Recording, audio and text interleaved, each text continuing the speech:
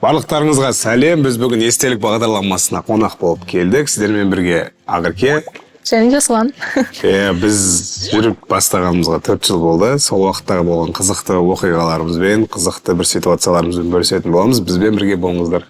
Бұл жобаның бір концепция осындай. Осы жерге қызықты біздің суреттеріміз, жазған хаттарымыз шығады. Соны біз сіздерге түсіндіріп беріп отыратын боламыз. Ақерке, поздоровайся.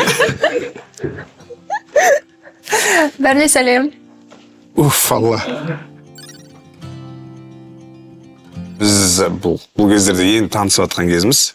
Біздің сыныптың съемкасында жүргенбіз.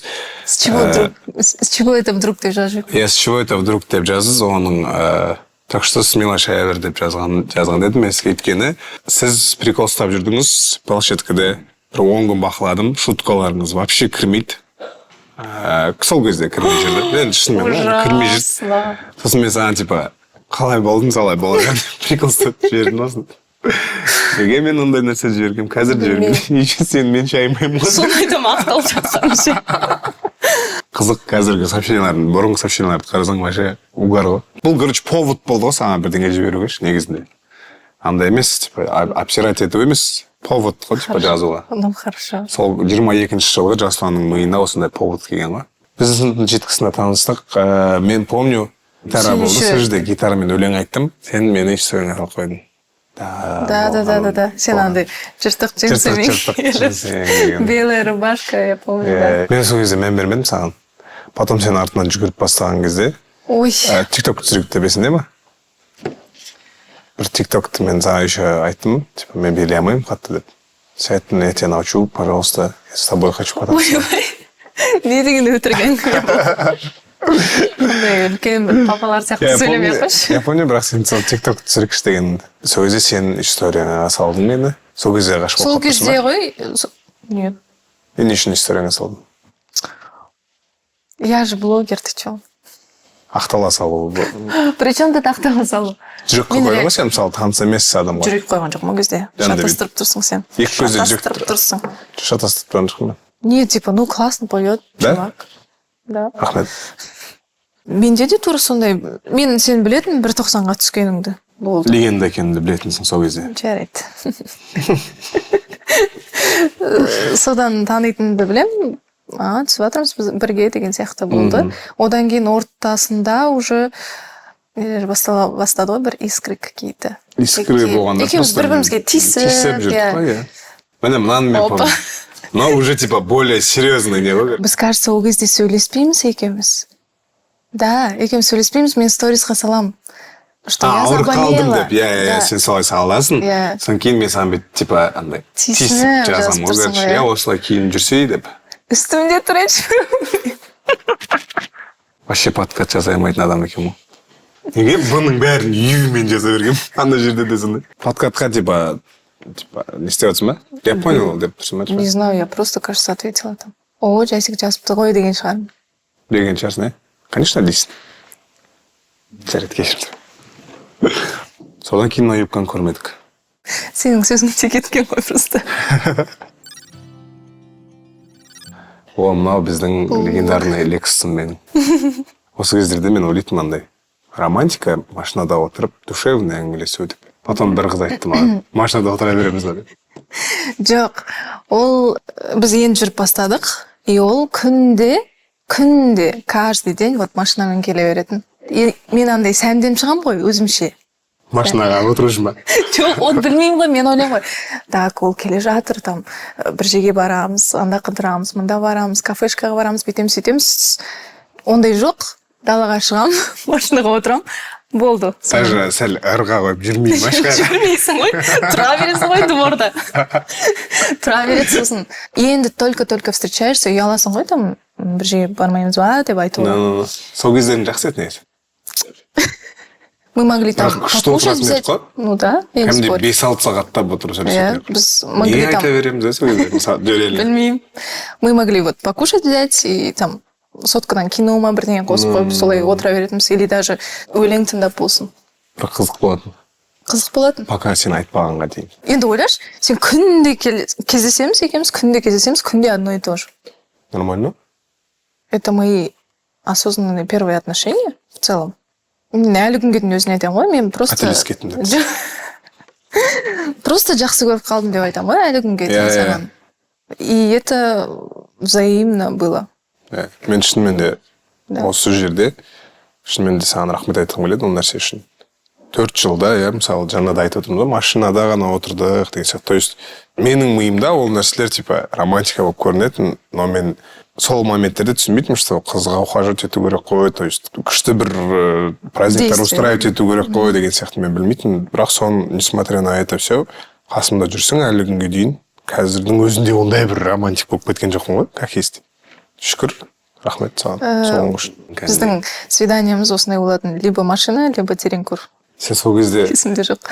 шыдап жүрдің ғой сонда, Сен жақсы көргеннен кейін ғой бәрі. Соны айтқызу үшін. Красавчик. Даже. Инстаграмнан бір күлкілі емес бір видеолар көрсетесің да? Көрсетесің. А мен оған өтірік күлуім керекпін да, чтобы тебя не обидеть. Сен әлі күнге бірақ. Қазір бірақ көре бастаппын, көзім ашылып. Өтірік күлмешті. Бұрын сен сөйтіп күлген кезде мен ойлайтын, маған айтып жатыр даже. Иә. Жоқ енді, потому что я не хотела тебя обидеть, видишь. Бірге түскен суреттерімізді. Фотоларды есімде, мен саған пойызбен келетін едім ғой, сол кезде сидачимен. Иногда зайчик болып келетін. По возможности келуге тырысатын едім ғой. Мынау еще нереально болды. Расстояние кезінде ғой бұл фото. Сол кезіндегі статистикаға, нереальный статистика ғой. Сайт тұрмас, сол кезге нереальный ахват қой. Иә. Біз негізі андай сториста кішкене көрсетіп қалатын осындай салып жүрдік қой. Иә. Бірақ общий фотомызды осылай салған кезде бүкіл знакомыйлардың бәрі таң қалған сол кезде. 1.90 мен тағы 1.90 қосылды, анау деген кездер. Иә. Қайдан білсін тағы? Ойбай. Отпискалар кетті ма? Отпискалар. Ама кім маған жазатын еді ғой, типа минус отписка деп, минус краш деп. Маңдай красавчикті жоғалтып алдық деп. Маған да жазған ондайлар. Білмеймін, ондай отписка деген маған бәрі бір ғой. Соцсетиға сәл жоқ адаммын ғой. Мен ғой қарайтын сенің соцсетіңді. Ананы сал, мынаны сал деп. Да, наверное. Ну, керек емес, алып таста деп. Иә, білем ғой не керек емес.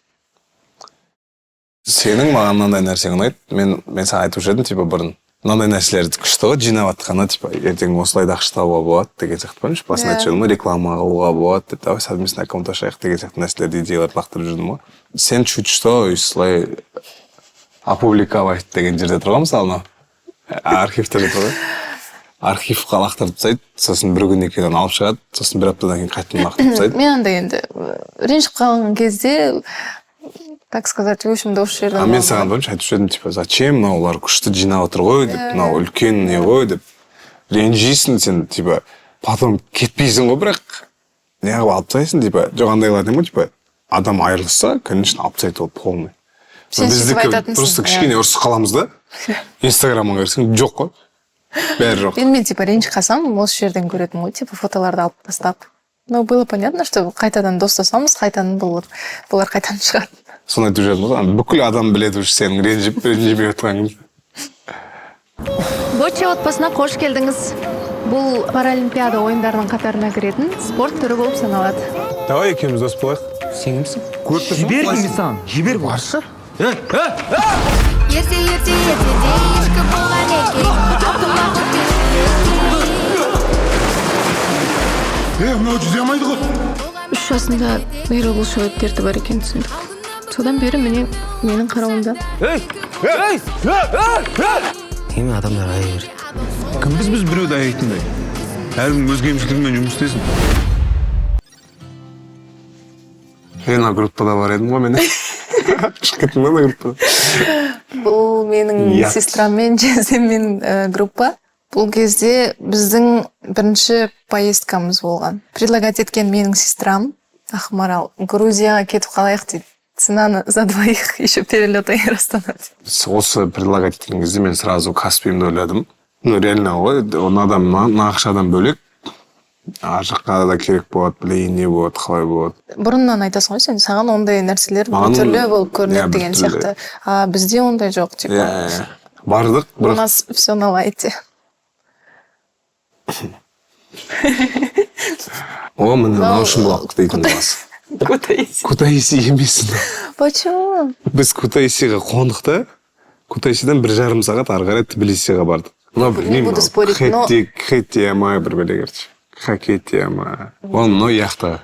Біз мынау яхта, өзіміздің яхтамыз. Не ғой?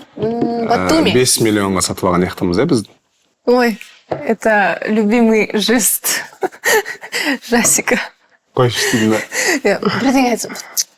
Сразу. Бірақ все равно күшті болды. Қызық күшті болды, атмосфера бар.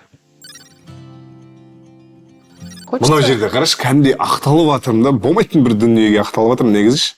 Сен просто бүйтіп бірдеңеге ренжіп қалдың да. Мынау андай ғой, мынандай сообщение, то есть қатты бір конфликттен жазылатын сияқты, казечті етіп қойған кезде же. Мен сөйткен шығарсың, может. Мен- Ты же жауап бермей қоясың ғой, сол кездері. И сен көп уақыт жоқ болып кетіп, Енді, в принципе, бізде әлі сол битва за битвой ғой ол, әлі. Типа, что мы же на типа, компромиссы сейчас саған идем. жазған ұнайды, ал маған звондаған. Просто мен жазған ұнатпаймын, еще сен андай қылып жазасың да. Жоқ, сен бұрын вообще Мен андай сен бол. саусақтарыңның скоросына таңғаламын да. Я люблю Мынандай печатать біреуін оқи алмай жатқан кезде екіншісі мынандай болып келіп жатады ғой. Сен түнгі үште андай душевно сөйлескім келіп тұр дейтінің бар ғой. Әлі күнде сондай ғой. Ұйықтайын деп жатқан кезде. Мен жазып отырып ұйықтап қаламын просто кәдімгі. Опа. Қайшылдап Саған кринж ба бұндай нәрселер? жоқ, қандай. Маған бұндай нәрселер бәрін ұнайды. Мен оған ботам деймін. Оған деп. Мен бұған ботам деймін десең.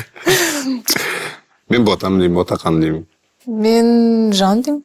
Андай бірақ. Еще креатив жоқ. Почему? Мне нравится. Қай жерінде креатив бар? Нет, мен сен бұрын Муся деп айтатынмын ғой. Сен мені жы дейтінсің бұрын, білесің бе? Сен маған айтатынсың ғой. Бар еді.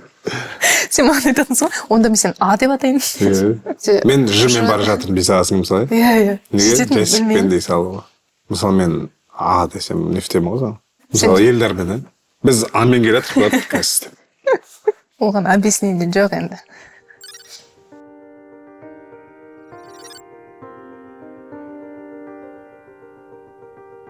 Моя любимая. Я тебя очень сильно люблю. Буду дорожить тобой всю жизнь. Самый главный вопрос в твоей жизни. Готова ли ты стать моей женой?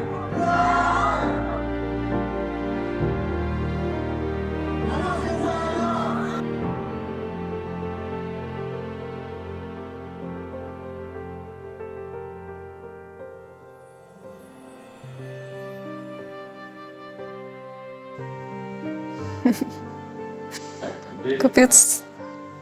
Теплое видео. Ана кезде мен помню, что сен айтып жүрдің, андай бір ресторандарда маған банальный бірдеңелер ұнамайды деп. Сол кездерде ойлана бастадым, білең, креативно деген қандай болады жалпы. Машинада отырған адамға креатив дегенде қиын ғой.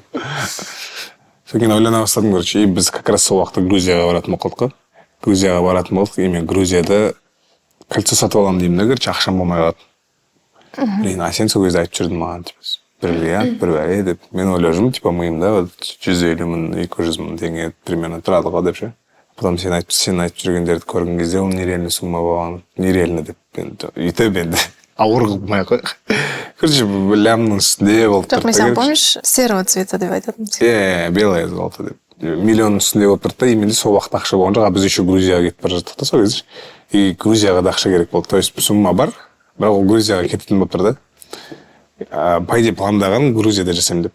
И андай ойларда болды, типа, бижутерия алып, Грузияда жасап, типа, потом, типа, қойып беремін орнына жақсын деген сияқты. Типа, главное, Грузияда жасау о деген сияқты. И мен случайно ғой, короче, ол даже андай болғанда жоқ, типа, осы кезде жасаймын или бір наития келіп. Вообще чисто случайно лифтқа кіремін да, үйден. Енді кішкентай экрандар тұрады ғой. И мод деп тұр да, короче, ой, Андро, жаңағы, Мона, бір бәле деп тұр, короче, налардың аттар. И бүйтіп ойландым да, блин, деймін да. Осындай жерде жазса қалай болады екен деймін да. И, короче, астында контакт для связи деп тұр ғой. Звондаймын, звондасам, короче, маған айтады, $10 000 дейді, короче. $10 000, 3 минуты шығасың, жасайсың, кетесің, короче. Емма деймін ғой, короче. Ассалауму алейкум деймін ғой. Отмена вот. И жарайды деп жүрмін. И келесі күн сен айтасың маған, концертке билет берді деп. Я говорю, мен уже сатып алып қойдым ғой билет дедім мен саған. А мен уже билет сатып алып, типа, звондап, болады деп ойлап отырмын, короче. Ладно, $10 000 деймін де. Егер сен билет алдым деген екен, сен еще андай қылып айттың ғой, концертке барамыз деп. И мен ойладым, короче, все, мен барам, значит. И сол жерде шығып кетемін, короче, бірдеңе қылып дедім. Пофиг, короче. Я выйду деген сияқты шығып кетемін деп ойладым, короче. Сөйтіп жатқан кезде мен, короче, Абылайға звондасайын дедім. Абылдан бір сұрақ көрейінші дедім, типа, достары ғой енді. Оған жаздым, Абыл осындай досындай. Абыл, все, сейчас дейді де. Абыл деген менің жездем. Абылай деген аға екен жездесі. О, кісі Тиматидің личный мой биографы болған. Соны Блэкстарда жұмыс істеген, короче, дофига жыл. И мен айтамын, Абыл осындай тема болып тұр. Помоги, братан, деймін. Сейчас 5 минут деді. Еще аудио жібереді ғой, короче, Андреның директорының аудиолары. Все, без проблем для тебя. Только ты ему передай, что это большой жест. Мы только для тебя это делаем. Дейді, короче. И мана Абыл айтады, саған өзі айтады, анам. Мен сен концертке апарып аламын, жанып отырмын ғой. Еще ана орысша концерт қой, типа. Текст жазып алайын дедім, чат GPT-ға жазамын ғой. Жаттап аламын анан. Любимая моя. Я помню деген сияқты, короче, бірдеңелер. Сахнаға шығып, ұмытып қаламын оның бәрін. Сонымен, короче, я очень сильно тебя люблю деп. Сондай болды, короче, андай Алдайға үлкен рахмет. Сол кезде қатты көмектесті. Гүлді де өзі алып келіп, машинасының артында у меня багажы жатыр, бәрі нормально, сейчас организуем деп.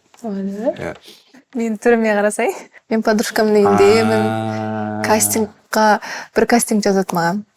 Исторический дейді. Енді ол кезде понятное дело, кудыш жасамайсың, боянбайсың. И осылай бара салам. Еще примерно кешке концертке барам, тура осылай нормально концерт көріп қайтам деймін ғой. Сен звондадың ғой 6-ның кезінде примерно. Что-то не істеп жатсың, кешке концертке барамыз ғой. Может, там, не знаю, менің достарым келеді, барып кейін келесің деген сияқты айттың ғой сен. Менде андай чувство болды. Зачем? Мен вроде бы концерт киім киініп тұрмын. Не үшін? Сәнденемін өйтіп қатты деп. И сол жерде өтірік бояндым да, осылай бардық, концертте отырмыз. Вообще без понятия, что происходит. И сөйтіп айтты жаңағыдай 14 февраль, осындай, пара, жасик, ерке деген кезде, ты так встал? Біз деп. Мен де тұрмын. Біз деп. Бүкіл арена, свет, тұдық, бізге қарайды. Мен, еще, оның алдыңғы күні мен чолка қидырам. Онша емес анау. И көрдіңіз ме, вот так, петух. О жеріме бүйтіп невидимка салып қойғам, короче, вообще не очень. Сонда ойым бар ғой. Ана чолканы бүйтіп жөндеп бара жатырмын ғой, екеуміз түсіп бара жатқан кезде сахнаға. Вообще предложение осындай болғаны маған өте қатты ұнайды. Қазір вообще күшті болды. Бірақ мен всегда ойлайтын, маған предложение жасаса, ол екеуміздің арамызда ғана болу керек деген сияқты. Екеудің арасында и отырып, просто душевный, типа, да? Мен бірақ қандай бір ресторанда не хотела. Бірақ сол ең дұрыс сол сияқты. Сөйлесіп отырып, от души иначе.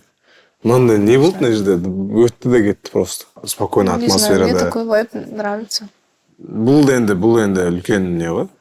Это шаг такой, что выйти на сцену и... Мен не ойлаймын, өміріңнің соңына дейін қадірлеу керек бұндай.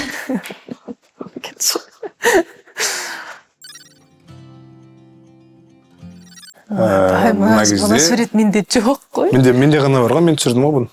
Мен түрім қандай жерде? Сен типа андай болып жатсың ғой? Деп отырмын ба? Бұл жерде екеуміз, мен де сен мама папаңды танимын, сен де мен мама папаңды. Просто бұл кісілер бір-бірін танымады. Иә. Сөйтіп мамалар Астанаға қонаққа келген кезде как раз типа бір қалада болып қалды екеуі и типа давайте танысып. Бірақ все равно екі жақ кездесіп жатқаннан кейін волнение болады ғой в любом случае. Бірақ түсініс болады, по-любому. Мен вообще қорқан жоқпын.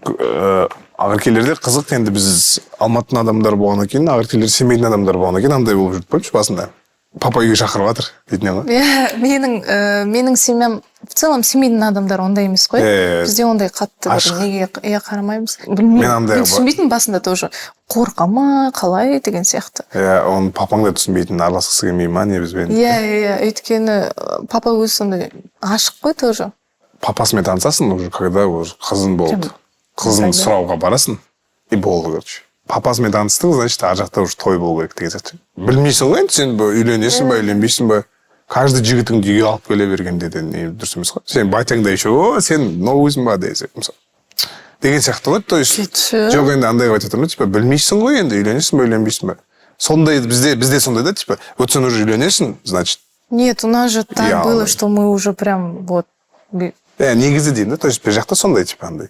Мен сен папаларыңмен бірінші рет үйге шайға шақырам. Нет, мен бүйтіп айттым. Сен маған айттың, не говоришь, то есть Тараза дедің.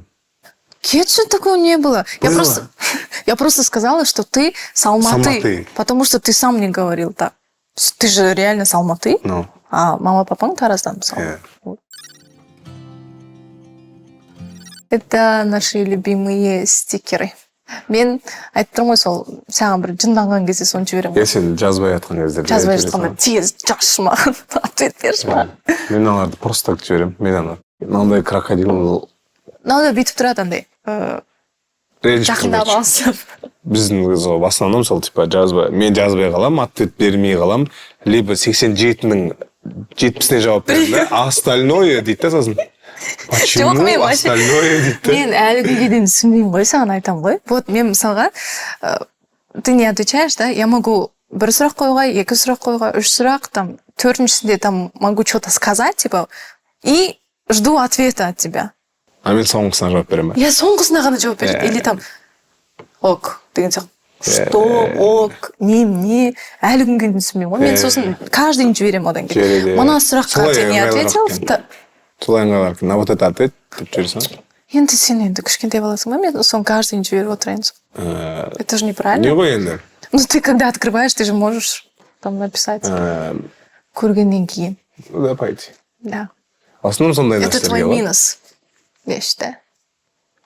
Это реально минус. Хорошо.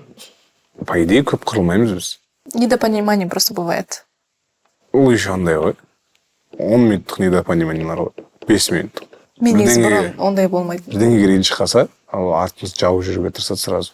Жақсы болып кету үшін бірдеңе істеп жүруге тырысады. Сен бұрынғы менсің негізі. Қазір ма? Иә, қазір. Мысалға, Мен- бір недопонимание, бір ренжісіп қалған кездерде, мен даже ренжіп тұрсам да, мен өзім барам ғой, андай, бір жарты сағаттан кейін, там, не знаю, бір могу обнять, либо там, не знаю, там, пойдем вот это сделаем, там, или, не знаю, пойдем чай попьем деген сияқты. Мен сөйтіп айтып аламын, и андай, ары қарай сөйлесіп кетудің амалы ғой. Серьезно уже ссоралар болмай қойсын, шүкір. Қазір біздің общенияларымыз осындай. Ну, нет ответа деген ол кеше ғой, иә, біз өткен кеше Да, концертте болдық. Бұл типа уже бұрынғыдай романтика жоқ деген нәрсеміз. Қазір біз просто жұмыс көп болып жатқаннан кейін біз андай звондап сөйлесіп қоямыз. Қос қоямыз да сөйлесіп жүреміз. Айта бер. Видео қосып Қазір қоямыз. микрофонды өшіре тұршы деп андай. Қазір үндемей қояйыншы, 1 минут тыңдап алайын деп сөйтіп жүре береміз. Мынау еще 13 минут деген не ғой? 2 сағат, 3 сағат тұра беретіндер бар. Повзрослел десең. Наверное. Повзрослел в том плане, ана жаңағы суреттерді көреміз ғой. Сол жерде как будто Потолстел. капец молодой. В форме болды. Андай кішкентай бала сияқтысың ғой. Только в этом плане, наверное, и все. Визуально. А еще в характере ол кезде анандай болатын. Легкий, открытый, веселый болатын, иә, ол кезде? А сейчас больше серьезность появилась. Сондай ғана болмаса, а так андай, ойбай, звездамын мен, звезда болып кеттім, мен киноларым атып жатыр, анау мынау деген нәрсе жоқ. Құдайға шүкір. Арке вообще басынан күшті негізі. Өзгерген жоқсың сен, по идее. Больше понимать етіп кетпесең, хуже болып отқан жоқсың, по идее. Шүкір әйтеуір, всегда қасымдасың. Өлең кететін сияқты жылайтын.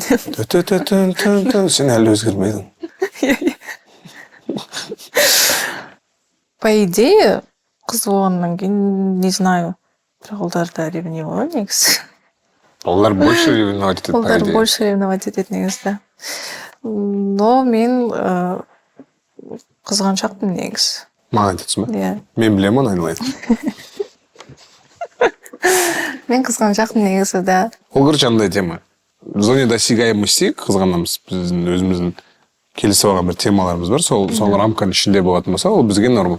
Ал егер нормадан шығып жататын болса, тоже обсуждать етеміз біз ол нәрселер. Бізде, короче, любой жерде сөйлесу керек. Даже андай емес, ол типа сөйлесу, ол айғайласу емес, типа, вот мен қазір осылай чувствовать етіп тұрмын деген сияқты ғой. Бір-бірін тыңдау керек. Обсуждать ету ғой, короче. Ол больше сөйлесу деп емес, обсуждение ғой. Мен қызғанам, но андай, менің қызғанышым андай типа, мен қызғанам, сен сол үшін үйде отырасың, сол үшін типа бүйтесің деген сияқты емес.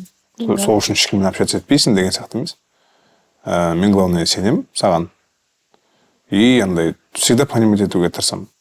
Там даже кино түсемін деп, то есть ол нәрселердің бәрін алмайды маған. Ну, реально ғой енді. Но андай, то есть сенің де өзіңнің бір жолың болу керек өмірде. Сенің де өзіңнің бір армандарың бар, кішкентай кезінен келе жатқан. То есть мен айдалада өсіп келіп, сенімен жүріп алып, все закопали дегім келмейді да ол нәрселерді. Сол үшін всегда қарасуға тырысамын сенің нелеріңе де, мненияларыңа да, көзқарастарыңа да. Солай өз қызғанышымды гасит етемін ғой көп моментте. Но қызғану деген емес ол, типа, мен беріп етемін саған. И сол арқылы, типа, сенгеннен кейін менде ондай бір жаман ойлар келмейді. То есть сенем ғой саған, білемін сенің кіммен жүріп жатқанын білемін деген сияқты. Я люблю тебя за то, что ты в целом есть. Бұрында өзің айтатын ғой, мужественностіңді жақсы көремін деп. Что ты такой добрый, заботливый, понимающий, поддерживающий. Вот. Все. И мне в целом... Нет, мне в целом... Наверное, сол главный нәрсе деп ойлаймын, что мне в целом с тобой комфортно всегда и везде. Сіздермен болған біз. Мен сені, адамды, жаңа да айтып кеттім ғой. Қалай бар, солай қабылдау керек, либо ол адаммен бірге болмауға тырысу керек. Қанша қимасаң да. Потому что оның түбі по-любому дұрыс емес нәрселерге алып келеді. Сол үшін мен сені барыңмен қабылдаймын. Заботаң маған деген. Мен білемін, Астанада, когда квартирада ауырып жатырмын деген кезде сен маған тамақтар жіберетінсің, дәрілер салып жіберетінсің. Булка нанға дейін салып жіберетін ғой. Менің үйде нан да бар ғой негізі. Килешки салып берші қасына. Солай жүре берейік, ұрыспайық, қырылмайық, барлық нәрселерден бірге өтейік не болса. Сол, рахмет саған. Құрметті достар, осымен біздің естеліктеріміз аяқталды. Біраз жинаған естеліктерімізбен сіздермен бөлістік. Көп рахмет бізбен бірге болғандарыңызға. Сіздермен болған Ақерке Және Жасұлан. Сіздерге ұнайды деген ойдамыз.